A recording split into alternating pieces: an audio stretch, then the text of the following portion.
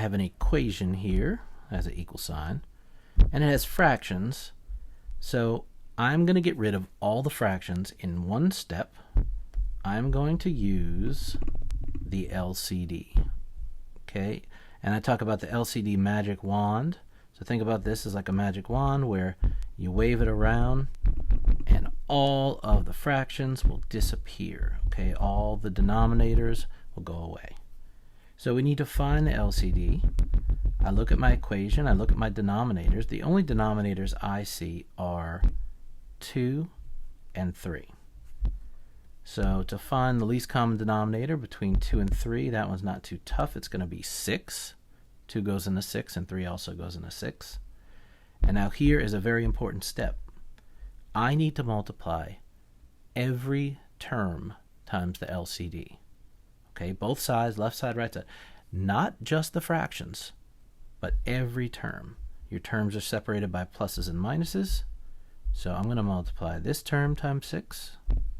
I'm going to multiply this term times 6, this term times 6, and this term times 6. Now all my denominators are supposed to go away.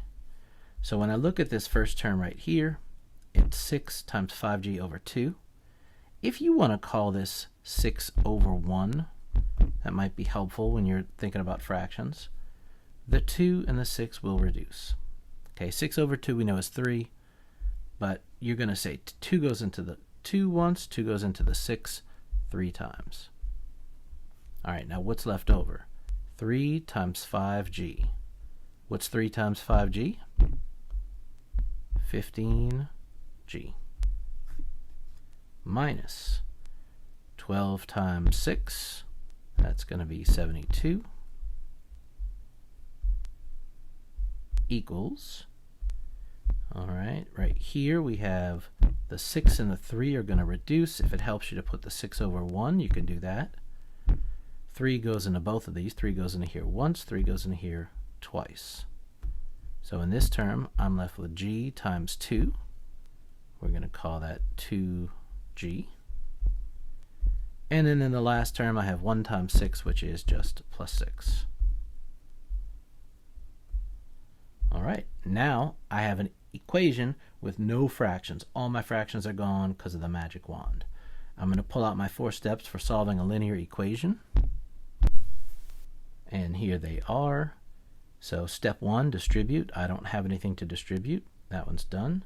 Step 2, combine like terms. I can't put these two together. I can't put these two together. So that step is done. Step 3, variables to the same side. Yes. I have g's on the left. I have g's on the right. I like to move my smaller amount of g's. That kind of ensures that I'll get a positive number. So I'm going to get rid of the 2g.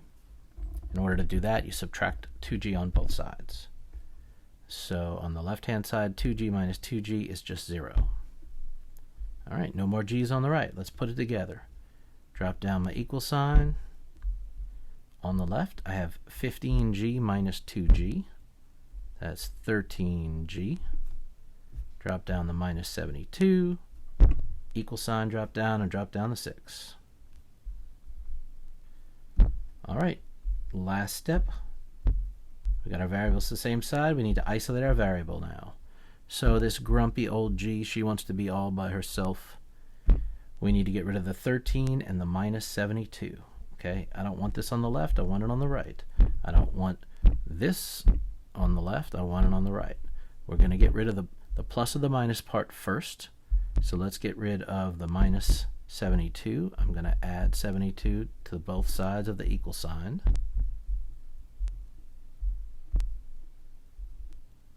All right, 72 minus 72 plus 72 is 0. So let's drop down the equals. Drop down the 13g, and on the right hand side 6 plus 72, that's 78. And one more step to get this grumpy old g all by herself. This is times 13, so to get rid of multiplication we are going to divide. I'll divide this side by 13, I'll divide this side by 13, both sides of the equal sign. 13 over 13 just reduces down to 1. I have 1g, which is exactly what I want. We don't write the 1 in front though. And the right hand side is 78 over 13. Let me get my calculator for that. That's going to give me 6. Once you get your g by itself, you put a box around it, and you're done.